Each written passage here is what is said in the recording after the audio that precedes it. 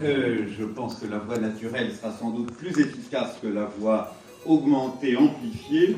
Et si jamais il y a une gêne quelconque, prévenez-moi et je ferai comme quand je suis en cours.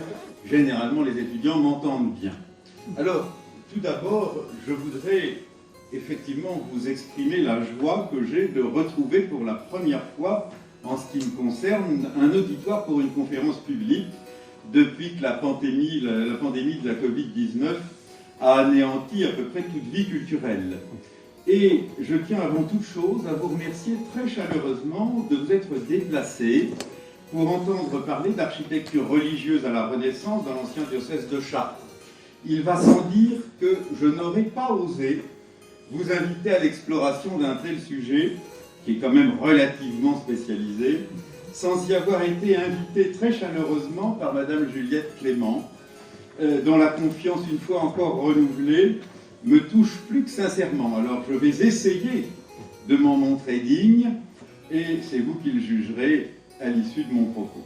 Je voudrais également adresser l'expression de ma reconnaissance à la Société archéologique d'Eure-et-Loir qui patronne ces causeries, ainsi qu'à la médiathèque de Chartres qui les héberge, parce que la compétence et l'extrême affabilité des personnels et des différents intervenants méritent bien ici d'être soulignés, surtout en ces temps un peu bizarres où on a du mal à trouver des gens mobilisés pour travailler encore. Si vous savez. Certains d'entre vous m'avaient d'ailleurs peut-être déjà honoré de leur présence lors de la première conférence que j'ai pu donner en mars 2019 ici, au sujet de la sculpture religieuse dans le diocèse de Chartres à la Renaissance. Alors ce premier exposé, qui depuis a été en partie approfondi grâce à l'exposition organisée au Musée national de la Renaissance au château d'Écouen autour de François Marchand, ce premier sujet avait été pour moi l'occasion de prospecter le patrimoine de votre département et, comme l'a dit Madame Clément, de prendre effectivement mon bourdon, mon bâton de pèlerin et de battre autant que possible la campagne. C'est ce que fait normalement l'historien d'art de terrain, et je dois faire partie, m'a-t-on expliqué, d'une race, d'une espèce en voie de disparition, puisque maintenant on fait de l'histoire de l'art avec des photographies, on ne voit rien, on ne sait rien, et on sait tout. Donc, moi je vais essayer de faire avec ce que je peux, et la vieille méthode qui consiste à circuler, et à circuler dans un département dont j'avais pu apprécier l'extraordinaire diversité pour la période considérée, c'est-à-dire la période qui va à peu près du règne de Louis XII à celui d'Henri IV, soit du beau XVIe siècle à l'aube de l'absolutisme bourbonien, ou, pour suivre la chronique religieuse, si je puis dire, des abords du Concile de Latran jusqu'à la veille du siècle des Saints. Peut-être vous souviendrez-vous d'ailleurs de toutes ces images, les unes clairement identifiées et attribuées, les autres témoignant de l'activité d'un imagier anonyme, selon la terminologie en usage à la fin du Moyen-Âge. Et dans tous les cas, ce grand patrimoine sculptural permettait de suivre l'évolution, on pourrait presque dire la révolution, de l'art français tel qu'il va se développer depuis les rives de la Seine jusqu'à la vallée de la Loire, c'est-à-dire en fait l'immense territoire que couvre le diocèse de Chartres sous l'Ancien Régime, et depuis également le gothique flamboyant tel qu'il triomphe à la flèche nord de la cathédrale de Chartres, jusqu'aux expériences à l'antique, notamment menées par Philibert Delorme et Primatis à Annette, et puis surtout par les architectes Drouet, qui vont être actifs à la fin de la période et qui vont m'occuper beaucoup. Et en vous disant ça, vous avez à peu près saisi la nature du plan que je vais suivre, puisqu'il s'agit de brosser une fresque chronologique de l'histoire des formes, et plutôt que de parler de sculpture, même si de temps en temps on en parlera quand même, eh bien je parlerai d'architecture en adoptant un plan tout à fait chronologique, et je vais donc vous proposer une sorte de promenade au gré de certains monuments, ceux qui exemplifieront le mieux ma démonstration. Alors, je ne prétends évidemment pas tout montrer, surtout pour le gothique flamboyant, parce qu'il y aurait beaucoup à dire, et vous allez voir que je vais faire tenir ma démonstration essentiellement autour de Chartres, s'il y a des gens de Châteaudun, d'Épernon, de Dreux, qu'on ne me lance pas des pierres tout de suite, il fallait que je tienne en 45 minutes, Donc j'ai fait des choix drastiques et qui bien évidemment répondent à une forme d'arbitraire de la pensée. Je me suis dit, je viens au siège de département, je parle donc de la cathédrale, point barre. Ceci dit, c'est une plaisanterie, j'essaierai d'ouvrir mon propos autant que possible, et je veux croire que les uns ou les autres, vous aurez l'extrême amabilité, étant donné que je n'ai pas la prétention d'avoir tout vu, bien loin de là. J'espère que vous aurez l'extrême amabilité de m'indiquer des lieux où je devrais encore aller faire pèlerinage, même si ça n'a pas toujours été simple de le faire jusqu'à présent. Je n'ai pas tout vu, et je compte donc sur les autochtones, si je puis dire, pour renseigner l'étranger que je suis, le hors-saint, comme l'on dit dans le pays de Caux, afin de pouvoir compléter les résultats de cette très modeste enquête de terrain que je vais évoquer avec vous. Commençons, si vous voulez, sans plus attendre, je vous ai déjà fait bien trop attendre, par ce qui faisait l'actualité architecturale de l'église chartraine au début du beau XVIe siècle. Pour ce faire, il faut prendre un peu de recul. La France de l'Ouest, c'est-à-dire la Normandie, l'Anjou, le Maine, toute la Beauce, et d'autres territoires évidemment, n'avaient pas été épargnés par la guerre de 100 ans. C'est même là une litote de le dire comme ça, car il faut reconnaître que ces régions avaient payé un très lourd tribut au conflit franco-britannique, devrais-je dire franco-anglais. Et les arts majeurs, notamment l'architecture, n'avaient guère connu de développement particulier au cours du 1er XVe siècle, à l'exception dans cette vaste zone de quelques grandes villes épiscopales de premier rang, comme Rouen, notamment, pour ne citer qu'elle, mais on pourrait aussi penser à la chapelle 15e, qui est sur le flanc méridional de la cathédrale de Chartres. Ainsi, les innovations du gothique rayonnant, du gothique international, n'avaient guère renouvelé le legs du gothique classique que vous avez à Chartres, magnifiquement représenté dans la cathédrale. Rappelons encore ici, en guise de liminaire, et pour être tout à fait clair, ce que sont les principes constructifs du gothique. Alors, sincèrement, peu m'importe ici de revenir sur la vieille querelle des origines, d'autres l'ont fait beaucoup mieux que moi, et la question est aujourd'hui tranchée. En revanche, il n'est sans doute pas inutile de rappeler que l'architecture gothique, parce qu'elle a inventé un système de portance des voûtes qui les rend à la fois plus hautes et qui, en même temps, chasse les forces de compression au-delà du vaisseau central par un jeu hardi de bras de transmission, autrement appelé arc-boutant, comme vous le voyez sur le petit schéma, vers des culées qui sont situés aussi loin que possible des murs, cette architecture gothique a été la véritable architecture de la lumière que le monde occidental a connue jusqu'à nos jours. Aujourd'hui, bien évidemment, avec les grands immeubles de verre, on y est revenu. Mais cette architecture, cette conception d'une architecture qui est organisée autour de la lumière, c'est le principe du gothique. Peut-être plus encore que son organicité autour de l'ogive et de la voûte quadripartite qui après se développera et pourra se spécialiser de différentes manières. En fait, le gothique, dans son essence même, est l'expression fascinée de la maîtrise de la lumière dans un espace donné. Espace dont les maîtres constructeurs vont consciemment nier la matérialité de la paroi au profit de la lumière. Pensez à la Sainte-Chapelle de Paris. Une lumière sublimée par le verre pellucide qui lui confère une nature d'un autre ordre.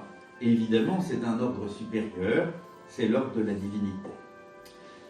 Dès lors que l'architecte peut se défaire du problème que représente la paroi, dès lors qu'il a à sa disposition les moyens de la déchirer pour n'en conserver qu'une sorte d'exosquelette que constitue l'image fameuse de la forêt de piliers si chère à Huysmans quand il visite ou décrit la cathédrale de Chartres, évidemment, dès lors, la course au gigantisme va s'imposer, quasi inéluctablement.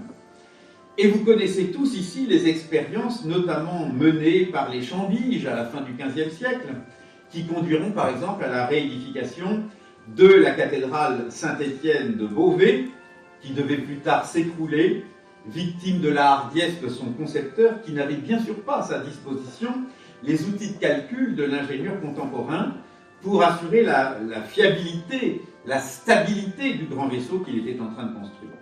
Ceci dit, évidemment, toutes les expériences architecturales de ce dernier gothique, que l'on appelle flamboyant à cause de son décor de mouchettes et de flamèches, toutes ces expériences architecturales du gothique flamboyant ne se sont pas soldées par des ruines ou par la destruction des bâtiments.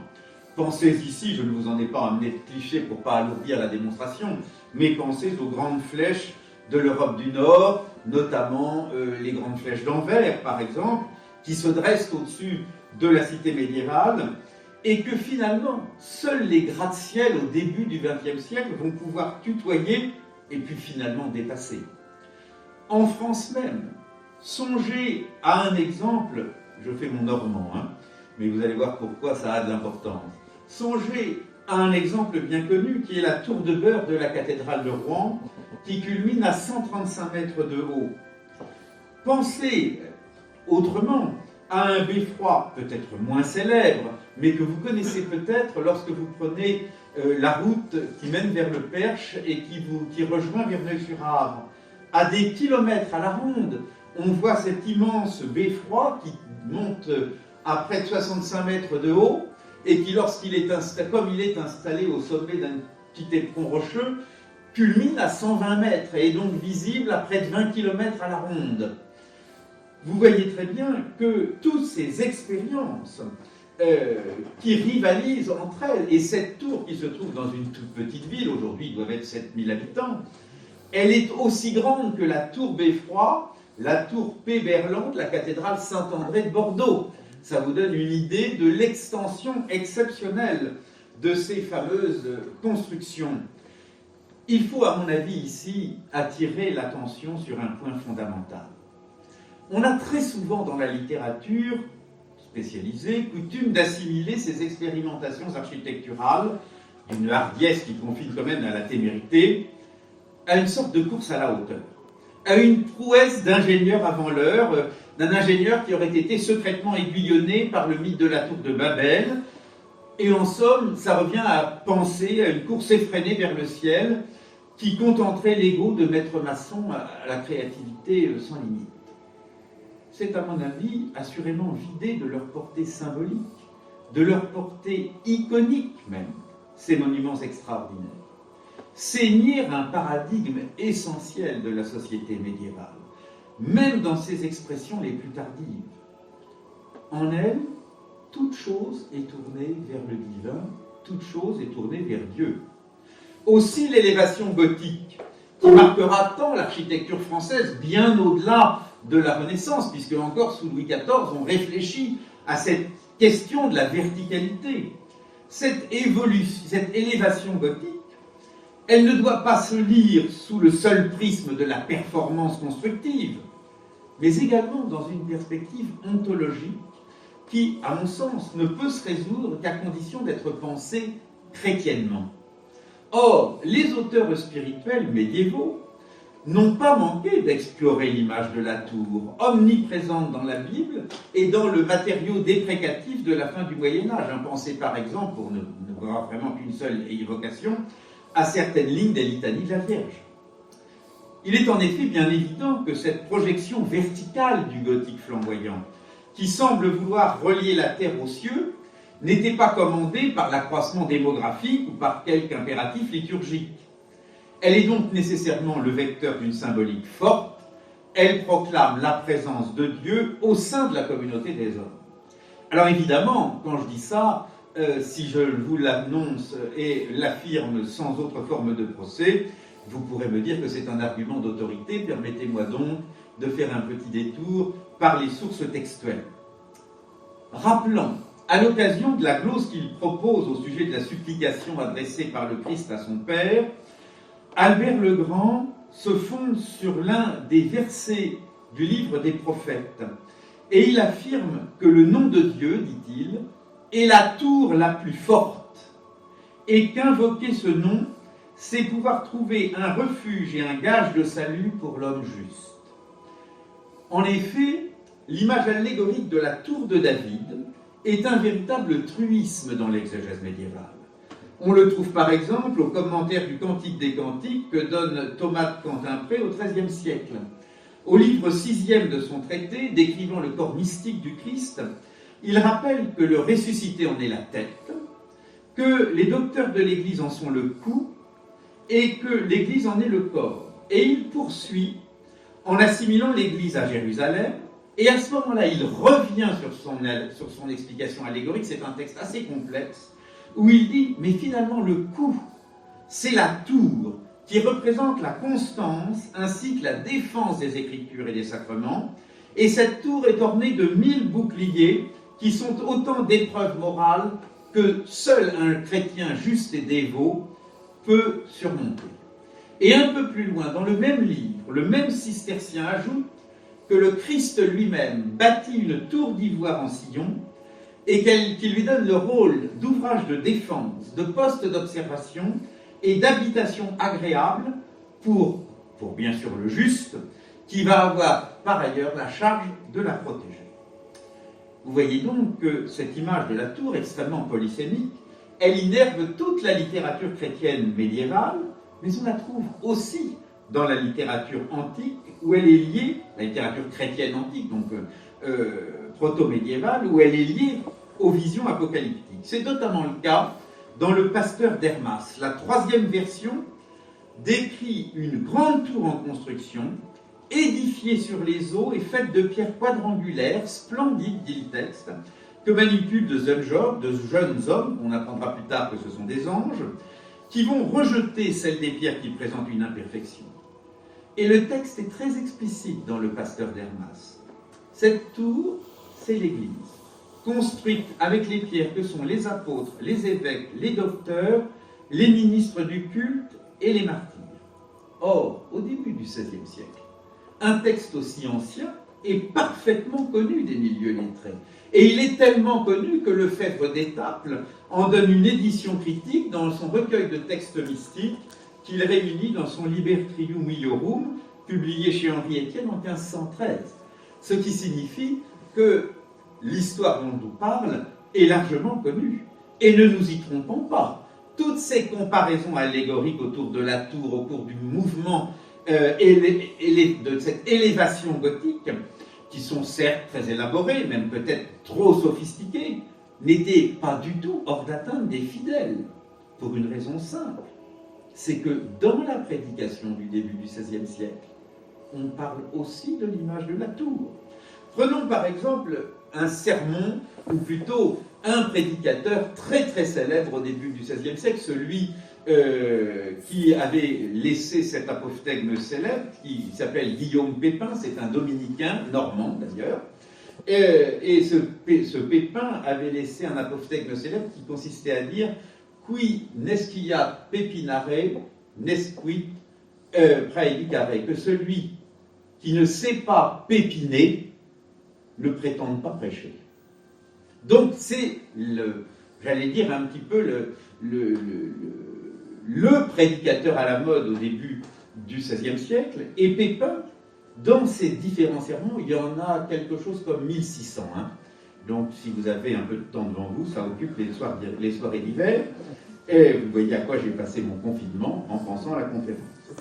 Eh bien, Pépin utilise à de nombreuses reprises l'image de la tour. Je vous en donne quelques exemples. Dans un sermon, pour le second dimanche de Carême, il explique que l'image de la tour au milieu de la vigne représente les docteurs de l'Église et les bons prélats, mais aussi l'entendement humain qui, illuminé de la lumière de la foi, s'élève au-dessus de soi, si hautement qu'il pénètre en quelque manière les cieux, grâce à la connaissance des vérités célestes éternelles, tout en craignant toujours de subir les tourments infernaux et les sentences divines. Vous voyez, on est dans cette tension permanente entre le ciel et l'enfer. Le même prédicateur, au long développement qu'il consacre à la confession, compare le sacrement de pénitence à une tour qui vient obstruer la bouche de l'enfer et qui s'élève jusqu'aux cieux et qui a même la vertu de pouvoir ouvrir les portes du paradis. Et il explique pourquoi elle est si haute. Et dans son sermon, il laisse entendre que c'est le rôle allégorique des tours de cathédrale.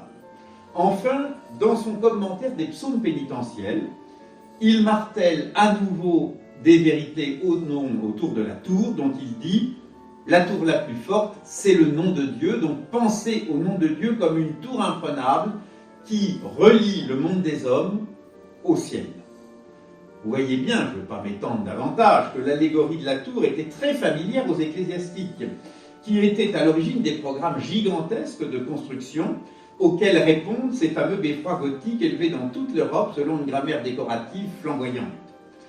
Alors, cette grammaire et cette allégorie n'étaient donc pas moins familières aux fidèles, puisqu'ils entendaient parler de ça dans tous les sermons, et c'est les fidèles qui financent les travaux, et qui reconnaissaient donc sans hésitation le symbole de la présence du Verbe divin au milieu de leur communauté, et aussi l'image dressée de l'Église dont ils avaient conscience d'être les membres, liés les uns aux autres par l'économie du salut, par laquelle ils envisageaient alors collectivement les fins dernières. N'oubliez pas que faire son salut tout seul, c'est un trait de l'époque moderne, mais jusqu'aux alentours de 1550, et même dans les lieux tout à fait restés fidèles au catholicisme, jusqu'au début du XVIIe siècle, on fait son salut en commun. C'est-à-dire que si un membre de la communauté s'en va en enfer, il risque d'emmener toute la communauté avec lui. On fait son salut collectivement. Donc, la notion, si vous voulez, d'appartenance est fondamentale, et le symbole de l'appartenance l'est tout autant.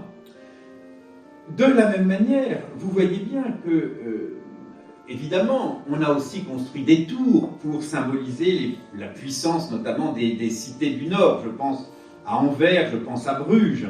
Mais tous ces beffrois communaux sont en fait des réponses civiques et civiles aux cités, aux tours monumentales de la cathédrale, qui inscrivaient l'église mère du diocèse dans son paysage urbain et qui symbolisent les pouvoirs de l'évêque, qui symbolisent le pouvoir du chapitre.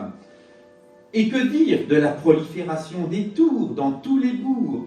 Et je vous invite à regarder dans les campagnes, où vous retournerez peut-être en sortir d'ici, combien d'églises possèdent une tour du XVIe siècle? Alors bien évidemment, ce n'est pas toujours une tour d'une richesse ornementale comme celle que nous allons voir, ou comme celle qui se dresse à la cathédrale de Chartres.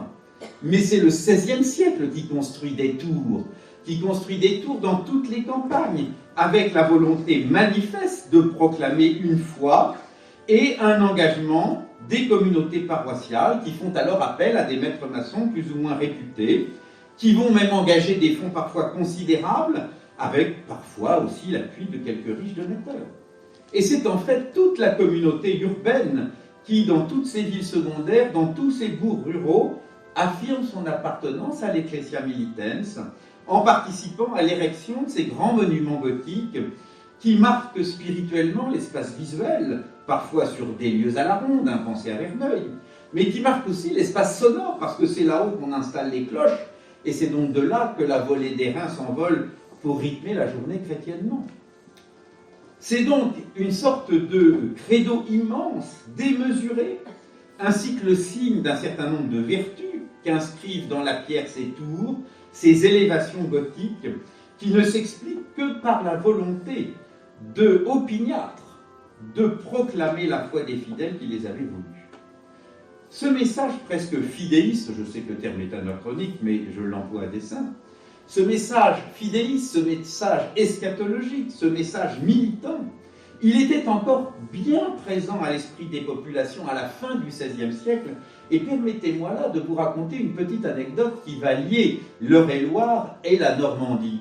Figurez-vous que le 17 février 1583, s'ébranle d'une petite ville du nord du département de l'Eure-et-Loire, de Breuzolles, une procession dite procession blanche. Alors on est en pleine guerre de religion, guerre de la Ligue, les esprits sont échauffés, tout le monde craint que le royaume ne sombre d'entre les mains des protestants, on crie à l'apocalypse, et 17 paroisses rurales se rassemblent autour du curé de Breuzolles, qui est le curé doyen, qui se munit de son ostensoir et qui, portant le Saint-Sacrement, franchit ce qui était interdit, les limites du diocèse de Chartres, pour passer la rivière de l'Arve et arriver à Verneuil-sur-Arve dans le diocèse d'Évreux, avec la ferme volonté d'aller jusqu'au diocèse d'Évreux, jusqu'à Évreux même, où l'évêque était un ultra contrairement à l'évêque de Chartres qui était totalement vendu à la cause d'Henri IV et qui leur semblait être donc un personnage maléfique et extrêmement dangereux. Donc finalement, ces diocésains allaient se mettre à l'abri chez un évêque ultra, à savoir Claude de Saintes, qui avait demandé la mort d'Henri IV. Ça, c'était très simple. Et, bien évidemment, le clergé de Verneuil, voyant arriver tous ces gens habillés de blanc, qui sont exaltés, qui ont marché 2 jours derrière le Saint-Sacrement, veulent fermer les portes de la ville. Le gouverneur général dit non, on ne va pas fermer, ça risque de faire un problème. Et la population de Verneuil se joint spontanément à la procession blanche. Que fait-on? Le clergé fait fermer les portes de toutes les églises. Eh bien, qu'à cela ne tienne, on va chercher des haches. Et on défonce la porte d'une seule des grandes tours, cette tour que je vous ai montrée tout à l'heure. On défonce la porte pour emmener le Saint-Sacrement jusqu'en haut. Il y a 380 marches. Après 2 jours de marche, on est bien après. Et on lance les cloches pendant 2 heures. Et cette manifestation totalement anecdotique pour nous, elle est enregistrée par les curés locaux, par les annales en Normandie, qui ne manquent pas de noter l'importance pour ces gens de se retrouver dans cette tour qui signifie pour eux le seul lien physique manifeste entre la terre des hommes et le royaume des cieux. Ce qui signifie que cette force symbolique de ces tours gothiques, de cette élévation gothique flamboyante, elle est bien plus importante que tout ce que l'on peut raconter, et elle va survivre à l'expression même, à l'expression architecturale du gothique flamboyant dont je vous annonce la mort et dont je vais vous faire la rubrique nécrologique dans les minutes qui viennent. Il est donc entendu que l'élan vertical du gothique, porté parfois à des hauteurs vertigineuses par l'architecture flamboyante, conjugue innovation architecturale et symbolique religieuse. Qu'elle soit monumentale ou pas, l'architecture flamboyante est vraiment présente en Eure-et-Loire. Et son expression la plus paradigmatique, c'est donc celle à laquelle je vais consacrer le plus de temps, est assurément la flèche nord de la cathédrale de Chartres. Sans doute n'a-t-on d'ailleurs pas assez insisté sur cet édicule dont la construction achève l'immense chantier commencé près de 400 ans plus tôt. Il est vrai que cette aiguille, comme l'on dit dans les textes au XVIe siècle, n'ajoute rien, voire même ne signe pas le grand vaisseau gothique. C'est plutôt une forme de coquetterie de luxe qui viendrait encore ajouter à la richesse d'un manteau vénérable. Pourtant, ce morceau d'architecture est un véritable chef-d'œuvre qui montre combien son concepteur était au fait de toutes les innovations de son temps.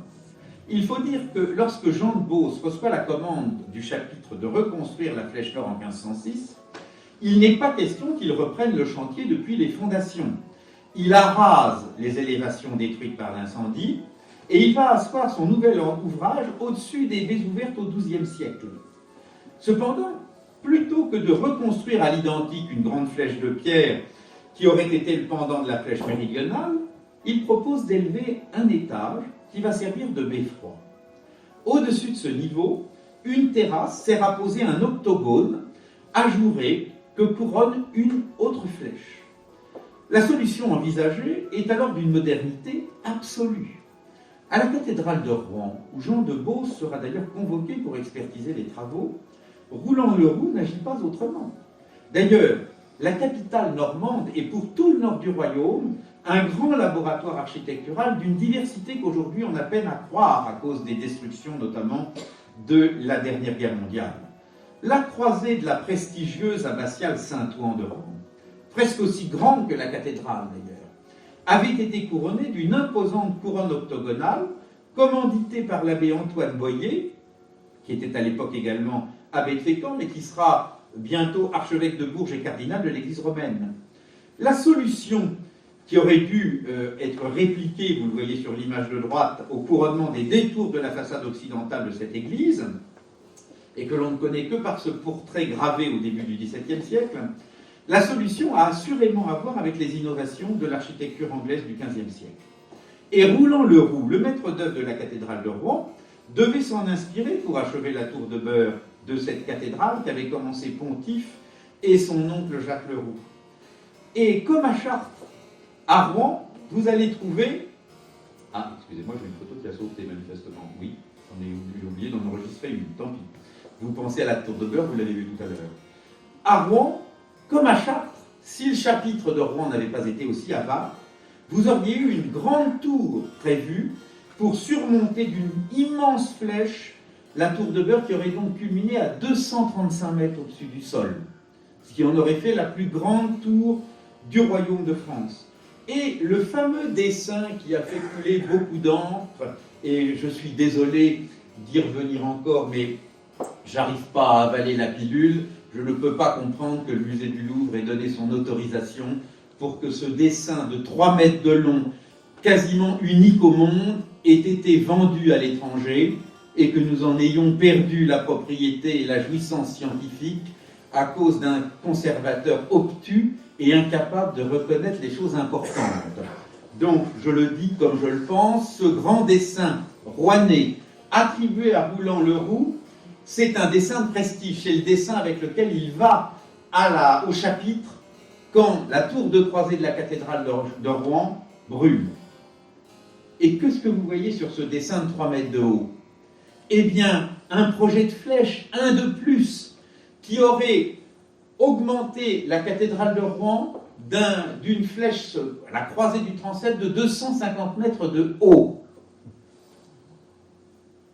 Je ne sais pas si vous imaginez l'immensité de l'ouvrage. Alors bien évidemment, les chanoines disent ça va coûter combien? C'est des Normands, hein. J'en suis, donc je peux en parler en connaissance de cause.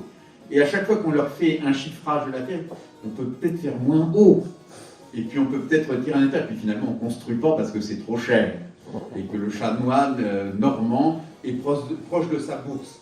Il n'empêche que toutes ces expériences, Jean de Rouen, Jean de Beauce, pardon, les connaît parfaitement. Et quand il va à Rouen, parce qu'il connaît bien la ville, il voit une multitude de tours. Il en reste quelques-unes. Je vous montre ici la tour Saint-André et la tour Saint-Laurent. Mais toutes les églises de Rouen en possèdent. Toutes les églises de la vallée de la Seine jusqu'au Havre actuel, jusqu'à Harfleur de l'époque, possèdent des tours. Il y en a plein, la vallée de la Rille qui descend jusqu'à Verneuil. Et donc, quand Jean de Beauce dessine la flèche, conçoit la flèche de la cathédrale, il va se poser, il va même se positionner par rapport aux exemples rouennaises qui servent de référence dans toute la France du Nord. Et Jean de Beauce va innover. Il opte pour une fenêtre centrale à 2 lancettes qui permettent d'assurer la diffusion du son des cloches, et il refuse la partition en 2 travées qui est normalement la partition commune au monde normand.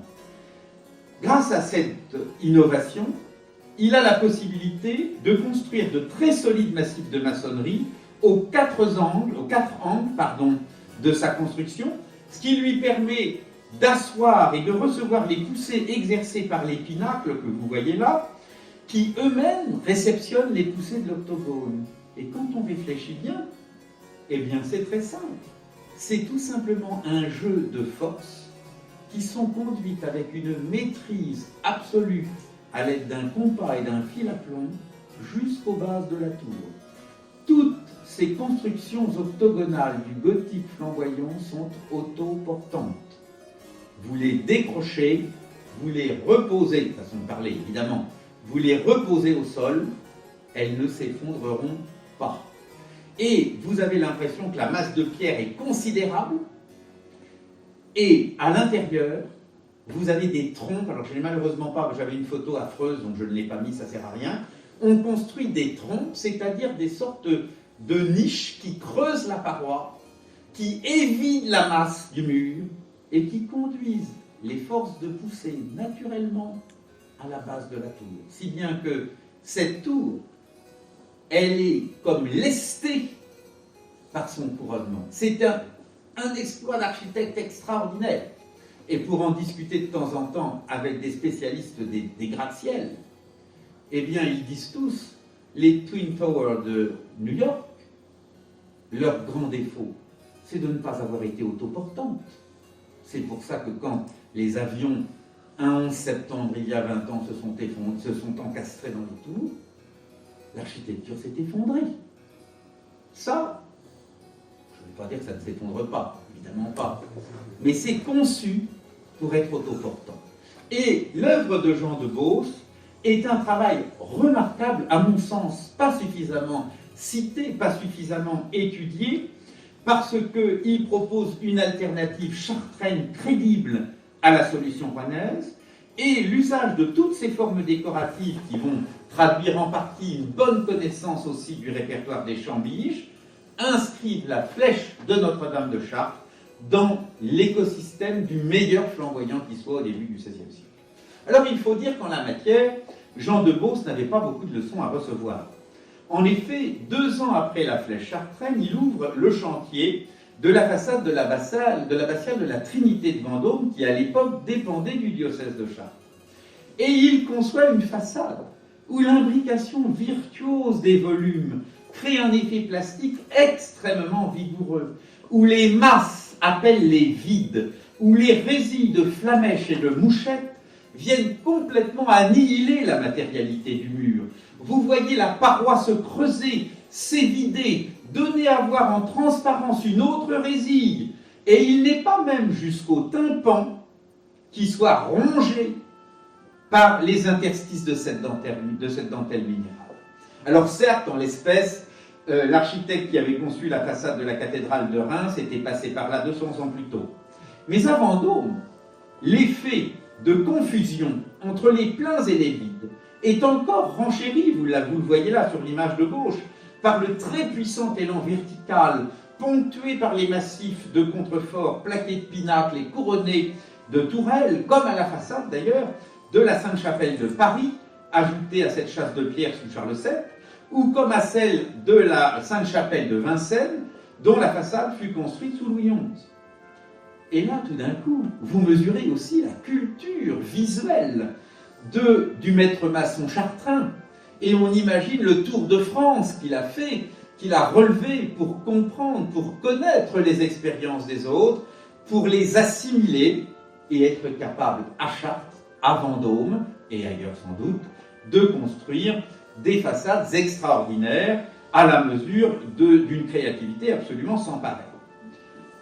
On ne peut donc pas s'étonner que lorsque Jean de Beauce reçoit la commande du tour du chœur de la cathédrale chartraine, il va imaginer une clôture répondante au canon flamboyant, c'est-à-dire une architecture dont les principes constructifs reposent effectivement sur le gothique, mais où le langage décoratif va accepter de nouveaux poncifs. Alors on va retrouver ainsi, au-dessus des niches du chancel, une grande frise décorative. Alors le chancel, c'est l'espace où sont installés les groupes sculptés. Et vous voyez au-dessus toute une frise d'accolades en cloche, dont le dessin initial, dont le dessin premier est dû à l'art des Chambiges.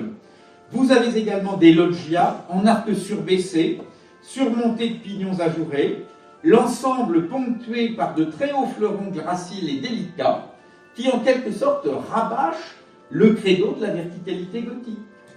De même, sur les contreforts que vous voyez très bien saillants devant vous, qui servent à délimiter l'espace des trumeaux, eh bien, vous retrouvez de somptueuses micro-architectures flamboyantes que surmontent des tabernacles ou des tabernacles qui sont complètement rongés par ce système de flamèches et de mouchettes qui doivent obligatoirement vous faire penser à la fois à la flèche nord de la cathédrale et à la fois à la façade de Vendôme. Alors, présenté de la sorte, effectivement, le tour de chœur de la cathédrale pourrait sembler être d'une unité parfaite. Ce serait en fait tout à fait trompeur, car le chantier a duré très longtemps, comme vous le savez, et les maîtres d'œuvre qui s'y sont succédés, et nous parlons bien ici des maîtres maçons, et pas des sculpteurs, l'ont continuellement mis à jour.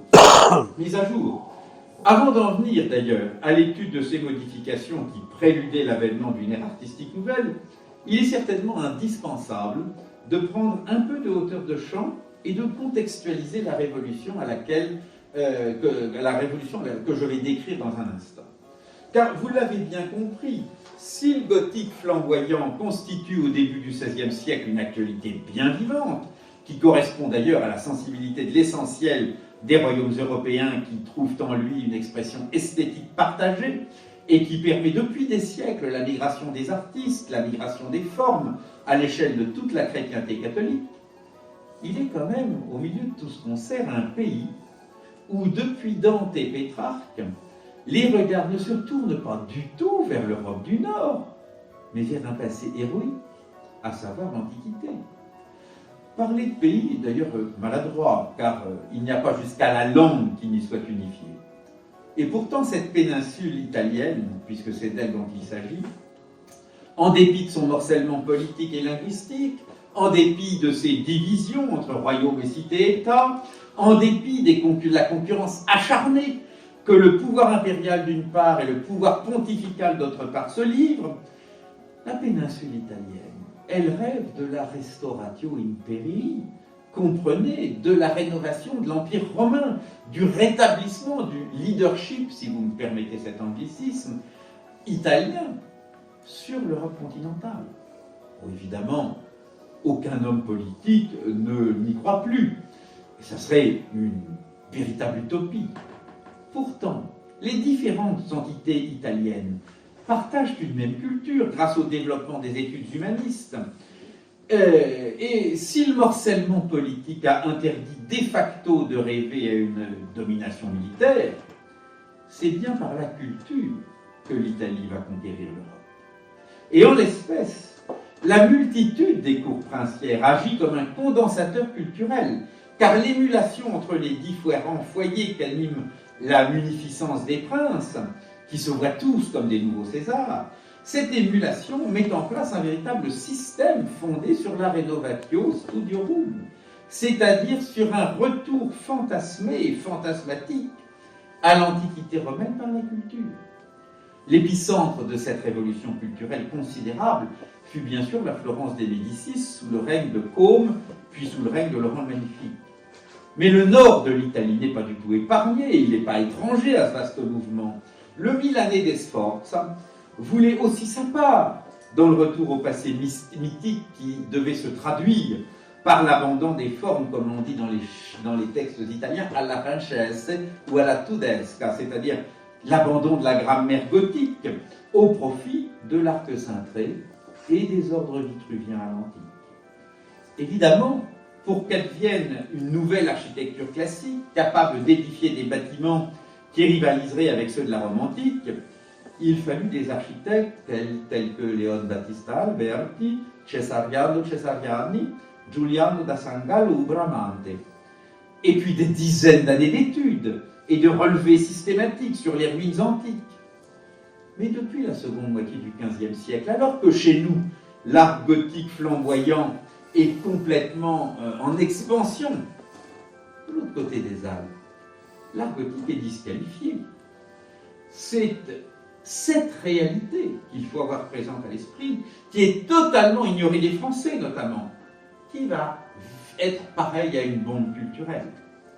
Et cette bombe, elle explose lorsque les troupes françaises de Charles VIII passent les Alpes pour que le roi très chrétien fit valoir ses droits sur le royaume de Naples, qui dans les faits était aux mains du roi d'Aragon, du royaume d'Aragon depuis 1442. Et que découvrent alors les Français? Eh bien, des formes architecturales totalement étrangères à l'élan vertical du gothique, des ornements géométriques qui créent une grammaire tout à fait dissemblable à celle de l'ornement gothique, qui lui se contentait de venir souligner ou d'agrémenter les lignes architecturales. Alors que dans le système alentique, l'ornement ne fait pas seulement la Venustas, il a un rôle architectonique. Pensez par exemple aux chapiteaux, pensez aux pilastres, pensez aux colonnes. Et le monument qui va faire la plus grande impression sur les hommes de Charles VIII, sur la suite de Charles VIII, c'est bien sûr la Chartreuse de Pavie. Si les historiens de l'architecture italienne parlent, en regardant la Chartreuse, de gothique tardif, autant vous dire que pour nous Français, ça ne ressemble en rien à du gothique tardif. Ce monastère n'avait, à la fin du XVe, rien de commun avec tout ce que les Français étaient accoutumés à voir dans leurs églises, dans leurs paroisses, dans leurs monastères.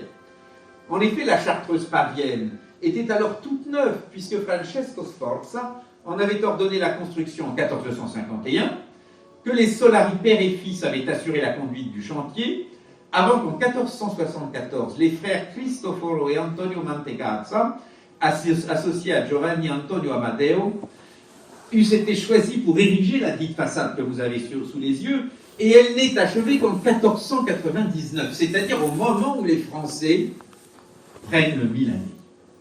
Et quelle façade! Surtout si vous la comparez un instant à celle que nous venons de voir pour l'abbatiale de Vendôme. À Pavie, comme vous pouvez le constater, la recherche de verticalité, si chère à l'art français, est totalement inexistante. Le motif de référence, c'est pas la flèche. Le motif de référence, c'est le rectangle. Et toutes ces déclinaisons qui s'imbriquent les unes dans les autres, en laissant à l'arc en plein cintre la gestion des intrados. Et partout, le moindre espace de la surface pariétale, de l'épiderme du mur, est couvert d'ornements, de sculptures, de mosaïques de marbre. Mais là, point d'ogive, point de tiers-point, point de gable, point de pinacle, tout ce qui constitue en fait la matière de l'organicité gothique a complètement disparu. À Pavie, la référence enjambe, je pense qu'on peut même dire, elle ignore volontairement l'art du Moyen-Âge. Elle est tournée vers l'Antiquité, vers les colonnes, vers ses oculis, vers ses frontons, vers ses portraits en médaillons, etc., etc. Il me semble totalement inutile, devant une assemblée comme la vôtre, de discourir longuement sur l'impression qu'a fait ce monument. Chacun d'entre vous a visité les châteaux de la Loire et a pu constater que le roi, comme les grands féodaux, avaient immédiatement considéré que leurs découvertes italiennes devaient être des innovations qu'ils devaient absolument ramener dans leurs palais et leurs châteaux. D'ailleurs, si l'on sort un instant de l'architecture strictement religieuse et que l'on tourne les yeux vers un château qui n'est pas un château de la Loire, mais qui est un château en Eure-et-Loire, celui que Dunois et ses héritiers vont bâtir à Châteaudun, on saisit bien l'esprit des modifications qu'entraîne l'italianisme. Considérons un instant l'aile Longueville et ses fameuses loggias superposées auprès desquelles celle du château de Nantes est une aimable plaisanterie. Le décor ornemental fait de balustres à deux corps, les frises d'oves, les denticules, et puis ailleurs les chapiteaux avec ces corbeilles ornées de rinceaux habités, parfois aussi ces candélabres comme celui que vous avez à droite, ces candélabres feuillagés, peuplés d'échassiers graciles. Tout cela est totalement étranger à ce qu'on appelle l'art français, c'est-à-dire le gothique. Et pourtant, ils sont bien connus. Et ils sont connus pourquoi? Parce qu'ils sont importés. Alors, ils sont importés d'où? Bien évidemment, quand on est à Chartres et en Eure-et-Loire, le réflexe serait de dire, tout arrive de la vallée de la Loire. Et en vérité, il faut regarder peut-être un peu plus loin, vers un autre chantier. Un chantier qui permet de comprendre comment le répertoire découvert à Pavie et dans tout le Milanais va être confondu avec le répertoire à l'antique et va décider d'une nouvelle grammaire des formes architecturales, non pas seulement pour l'endroit dont je vous parle, mais pour tout le quart nord-ouest de la France. Et ce chantier, c'est le château, la résidence de plaisance des archevêques de Rouen, accroché sur un éperon rocheux au-dessus de la Seine. Je veux parler du château de Guegues. Alors, cette résidence d'agrément avait d'abord été une forteresse, et pendant la guerre de 100 ans, elle avait pu essuyer bien des assauts. Mais dès la seconde moitié du XVe siècle, le cardinal d'Estouteville, qui par ailleurs n'ignorait rien des recherches sur l'architecture à l'antique, parce qu'à Rome lui-même fait construire des façades à l'antique, le cardinal d'Estouteville avait commencé à reconstruire une partie des bâtiments. Mais finalement, la grande reconstruction, elle est l'œuvre du cardinal archevêque de Rouen, Georges Ier d'Amboise, qui par ailleurs est le principal ministre de Louis XII, qui a suivi le roi dans ses expéditions milanaises et qui revient avec des artisans et des artistes lombards. Et son grand œuvre va marquer l'histoire de l'architecture française, car en une seule maison, grâce à l'alliance qu'il commandit entre artistes français et artistes lombards, il réussit à créer un véritable syncrétisme dont l'art français de la Renaissance lui est éternellement redevable. Évidemment, cette admirable maison a été la proie des saccageurs révolutionnaires. Mais le peu qu'il nous en reste permet de deviner la splendeur des lieux. D'un point de vue architectural, le gothique n'a pas totalement disparu à Gaillon. Mais savez-vous où il est cantonné? Il est réservé à l'église. Il n'y a que l'église, que la chapelle de Gaillon, qui soit construite en gothique flamboyant. Comme si cette expression architecturale gothique était si intrinsèquement liée à l'église entière de France qu'elle ne pouvait pas en être coupée, au risque de manquer une référence magistrale à l'endroit de la chose sacrée. À cette réserve près, mais on en mesure bien l'importance, Gaillon offre tout le répertoire architectural et décoratif qui va caractériser la première Renaissance française. Les arcs naguère ogiveaux vont désormais être des arcs surbaissés et annoncer le plein cintre. Les structures vont redire l'arc de triomphe, si cher aux architectes et aux impératores romains. Les pilastres et les colonnes imitées de l'antique se substituent aux colonnes engagées ou aux arcs à pénétration. Les choux-fleuris et les feuilles d'aristoloche gothiques disparaissent pour laisser place à des chapiteaux à rinceaux, à des décors imités lointainement des créations de la Domus Aurea de Néron à Rome. Les portraits en médaillon que vous voyez là sur la façade du Grand Logis, ces portraits en médaillon, je pense que je vous en ai emmené un du dépôt lapidaire, oui, à la façon d'Imagines clippés à taille, vont représenter des empereurs. Et peu à peu, la mythologie païenne entre dans le stock des images disponibles qu'il est de bon ton de faire figurer sur une maison moderne et que vous allez même retrouver sur le tour de cœur de la cathédrale de Rouen, de Chartres. Alors certes, me direz-vous, tout cet excursus concerne l'architecture civile. Quid de l'architecture religieuse? Est-elle même concernée? Réponse, elle l'est bougrement. Alors si nous nous reportons au tour de cœur de la cathédrale, les indices sont quand même très très minces. Cela tient au fait que la structure conçue par Jean de Beauce n'était guère modifiable. Aussi, seuls de menus détails relèvent davantage de la sculpture dont l'architecture sont visibles. Et il faut compter par exemple avec, je ne vais pas faire l'analyse de tout, je vous montre un exemple paradigmatique. Vous venez de voir les médaillons sur la façade de Gaillon. Eh bien, nous voici juste sur la travée qui jouxte l'horloge installée au côté méridional du tour de cœur. Il me semble que je n'ai pas besoin de faire de grands commentaires pour aller chercher le prototype de ce décor. Il est gaillonné, évidemment. Et l'architecture, si elle est en soi assez peu affectée par cette mise au goût du jour, elle porte quand même des traces nouvelles avec toutes ces micro-architectures qui se greffent sur le tour de cœur et qui vont faire doucement glisser les formes d'un flamboyant très affirmé à quelque chose qui tutoie l'Antiquité ou qui cherche à être plus classicisant avec des pilastres, des arcs cintrés, des candélabres, etc., etc. En fait, ce n'est pas tant à Chartres qu'il faut aller chercher les premiers témoignages vraiment explicites de cette évolution du langage architectural. Il faut aller les chercher un peu plus loin, dans la campagne du Drouet, par exemple, où l'on trouve les premières innovations classicisantes, qui sont en fait des adaptations de cette architecture lombarde, telle qu'elle avait été importée en France par le cardinal d'Amboise à Gaillon, et qui, entre guillemets, ruisselle du nord au sud vers Chartres. Je vous montre ici le portail de Notre-Dame de Boissy en Drouet, charmante église, qui a été entièrement construite au début du XVIe siècle.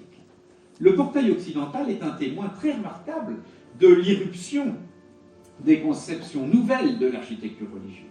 Certes, le principe constructif, c'est-à-dire le schéma, reste inspiré par les structures du gothique, mais chacun des éléments traditionnels a été rhabillé, de sorte que les contreforts à 45 degrés sont devenus des pilastres surmontés de chapiteaux pseudo-corinthiens, la frise est devenue un linteau orné, les pinacles sont devenus de hauts candélabres, et le gable s'est transformé en fronton à l'antique, tandis que les rampants sont devenus des dauphins rageurs, et que la niche est cantonnée de 2 balustres, comme ceux que je vous ai montrés tout à l'heure à l'escalier de Châteaudun. Il n'est pas jusqu'à l'intrados de la porte, qui, s'il demeure mouluré comme une porte gothique, n'ait adopté la forme surbaissée, si appréciée à Gaillon, et notamment à l'Arc de Triomphe, qui était le premier élément que vous voyez en entrant dans la cour. Et si l'on pousse un peu l'examen, vous allez voir que vous l'apercevez, le cintre a même gagné les baies qui sont construites par et d'autre de la porte. Adieu, l'arc ogival. C'est en fait une solution, c'est cette solution formelle qui peu à peu va s'imposer partout à la fin des années 1520 et pendant la décennie 1530. Et on en trouve des variations très nombreuses, je vous en ai amené quelques-unes qui sont choisies presque avec l'arbitraire d'un lot de photographie qui doit maintenant tourner autour de 1000 clichés, et j'en ai pris quelques-uns comme ça au hasard. Je vous montre ici la porte de l'église Saint-Blaise de Gatelle, aujourd'hui à Timmer-Gatelle. Vous voyez très bien que l'inspiration lombarde s'impose, et elle n'interdit pas du tout les syncrétismes décoratifs. Ici, la porte offre un exemple assez remarquable, un ordonnancement du goût nouveau, avec pilastres, chapiteaux, arcs-cintrés, linteaux, mais le décor est pourtant encore assez proche de l'esprit gothique, puisque vous y retrouvez les besants héraldiques du seigneur du lieu, ce qu'aucun Italien n'aurait accepté de faire, évidemment. Et si on va plus loin, à l'église de Pierre, qui est le portail daté de 1540, donc on est très très loin. Là, l'exemple est encore plus important et plus remarquable, parce que l'ordonnancement est bien celui dans un goût nouveau, avec pilastres, chapiteaux, arcs-cintrés, linteaux, etc., architraves, pas de problème. Mais le décor, en plein milieu, en 1540, est curieusement extrait du répertoire flamboyant. Regardez, par exemple, ces grands chardons qui se déploient dans l'espace des écoinçons. Le chardon, c'est un élément du décor de l'architecture flamboyante. Et pourtant, la porte, comme je vous ne cesse de le répéter, est datée de 1540. C'est gravé dessus, il ne faut pas se tromper. Ce qui prouve, en fait, qu'il y a eu une très longue résistance du langage flamboyant chez les maîtres maçons locaux, et que le syncrétisme a été la solution avant l'assimilation totale de nouvelles formes architecturales. Alors il faut donc rappeler que l'introduction d'un langage nouveau va être rapidement suivie de l'avènement d'une véritable science archéologique de l'architecture antique. En France, cette science archéologique de l'Antiquité, elle est transmise par un architecte extraordinaire, un Italien, attiré à la cour du roi par François Ier lui-même. En l'espèce, il s'agit de Sebastiano Serlio. Avec Serlio, même si les Français avaient eu connaissance auparavant des recherches savantes que les Italiens avaient menées depuis la fin du XVe siècle, avec Serlio advient une réflexion vraiment où la théorie architecturale est confrontée à la réalité documentaire que constitue le corpus des ruines romaines. En effet, Serlio possédait parfaitement le traité de Vitruve. Il en connaît la moindre virgule, c'est un excellent latiniste. Le De Architectura, vous savez, ce traité écrit à l'époque augustéenne et qui va être la Bible du retour à l'architecture à l'antique, Serlio le vérifie dans les monuments de Rome. Il passe des dizaines d'années à voyager pour relever la largeur de chacun des chapiteaux, les proportions entre la colonne, le stylobate, l'architrave, etc. Et il va pouvoir proposer une véritable théorie de l'architecture antique. Alors, cette théorie, elle est fondée sur quoi? Elle est fondée sur les grands principes de Vitruve, et notamment la sacro-sainte succession des ordres vitruviens que vous reconnaissez ici au Colisée, avec Au rez-de-chaussée, au premier niveau, si vous voulez, le dorique. Au second niveau, le ionique avec son chapiteau à volute, rentré. Et le troisième niveau, le corinthien, c'est-à-dire un chapiteau dont la corbeille est ornée de feuilles d'acanthe. Tout ça, Serlio, comme San Gallo avant lui, comme Raphaël, comme Bramante, tout ça, Serlio l'a vérifié sur place, en arpentant, en mesurant, en dessinant, et on a des dessins très très très nombreux. Ainsi, lorsqu'il publie son terzo libro, à Venise en 1544, il livre au public, que ce soit des spécialistes ou des amateurs éclairés, un véritable catalogue normatif de l'architecture à l'antique, établi d'après des relevés qu'on pourrait dire archéologiques. Vous voyez d'ailleurs, il donne un relevé exact, et non pas déformé par une photo, un relevé exact de l'élévation du Colisée dont nous parlions à l'instant. Ce relevé gravé, il se veut d'une rigueur scientifique absolue pour l'époque, et finalement, c'est tout le volume de cet terzo libro, et puis tous les volumes qui suivront, qui dicteront la grammaire des styles de l'architecture française à partir de 1540. Et la preuve de l'empreinte de Serlio, on en trouve même une à Chartres.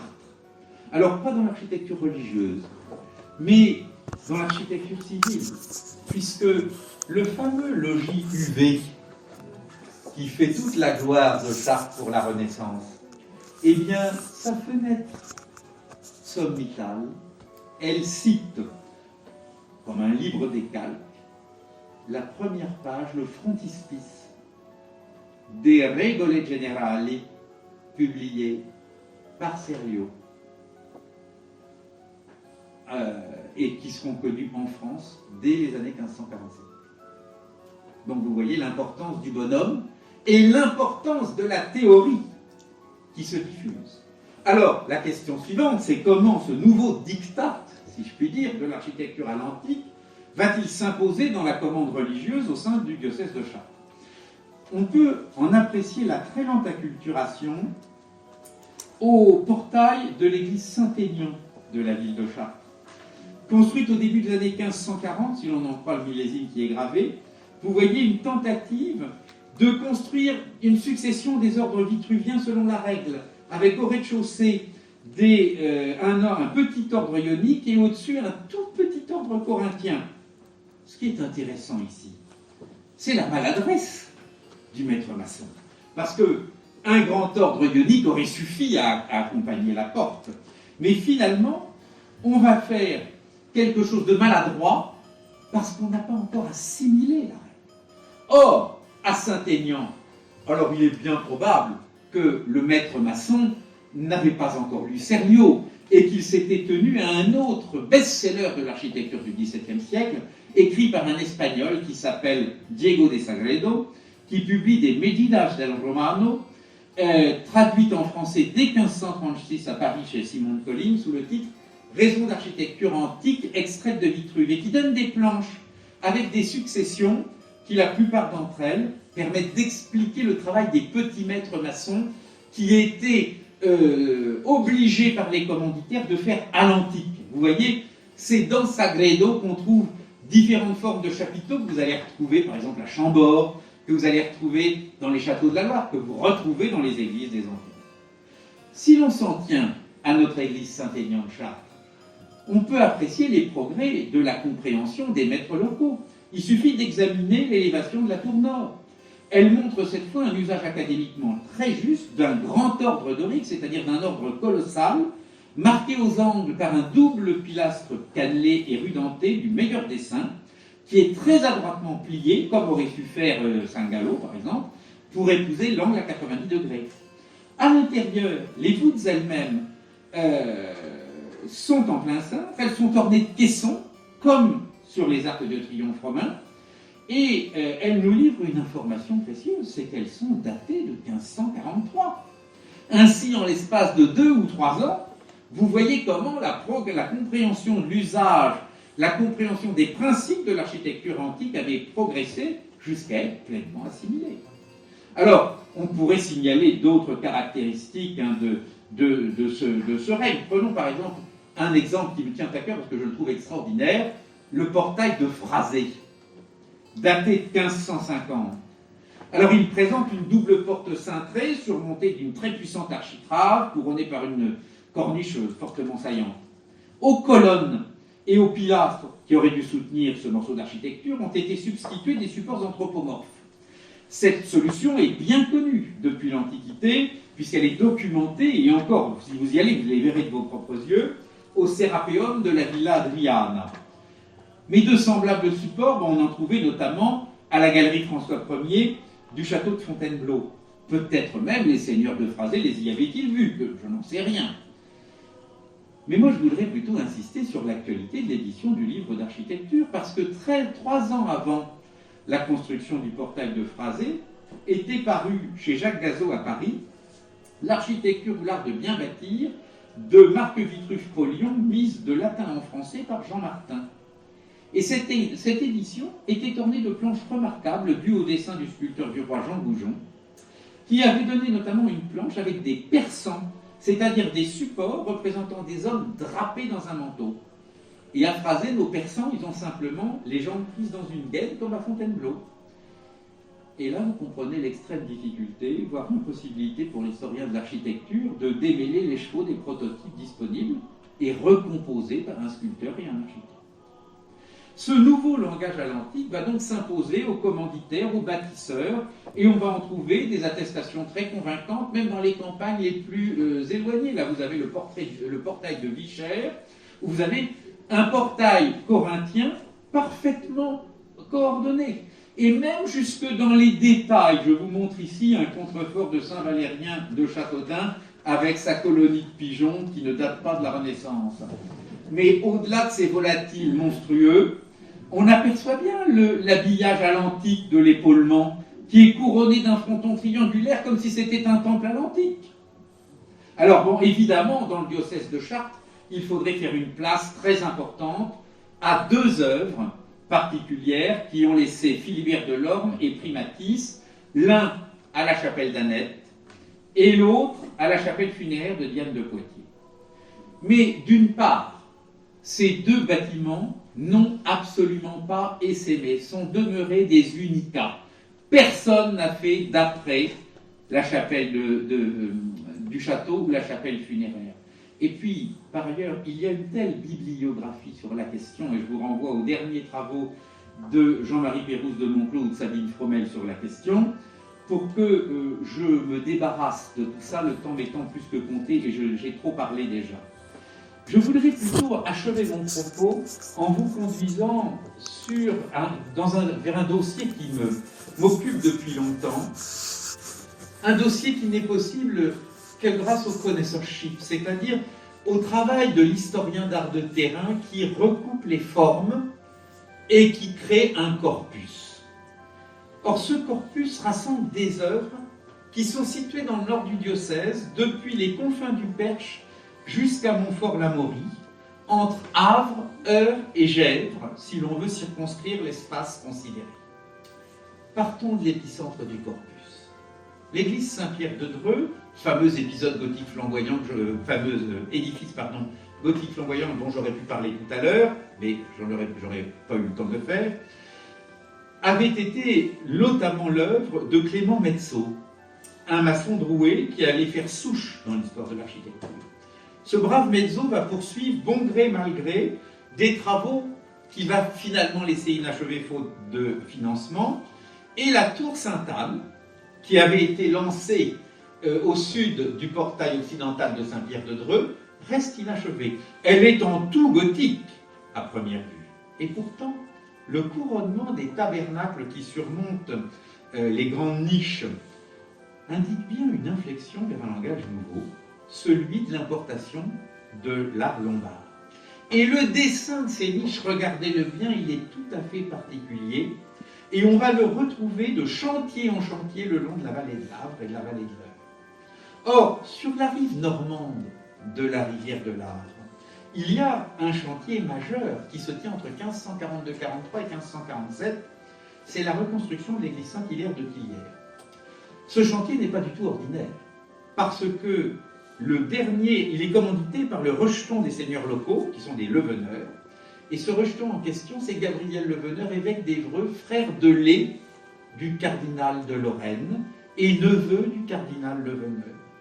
Et ce Gabriel Leveneur, qui mériterait, dont l'œuvre architecturale mériterait une conférence en soi, ce Gabriel Leveneur, il va construire quelque chose entre l'exaltation familiale et l'exaltation catholique. Et il confie son travail au maître maçon qui travaille à Dreux. Si on regarde juste quelques critères, parce que si je fais tout, on est encore là demain, et vous ne tiendrez pas, et moi non plus, d'autant que j'ai à faire demain matin, et vous à faire ce soir. Mais si vous regardez bien, voici les couronnements des tabernacles de Tillières. Vous y retrouvez les mêmes successions gigognes de niveaux imbriqués, les mêmes éléments de frontons habités, les mêmes usages de ces candélabres formant pinacle, et même à la base, je ne sais pas si... Ah, je ne peux pas avoir de flèche, désolé, je vais me lever un instant. Là. Vous voyez à la base ces chapiteaux qui reposent sur rien. Gardez-les dans un coin de la tête. Ça s'appelle la signature Mezzo. Vous trouvez ça que chez eux.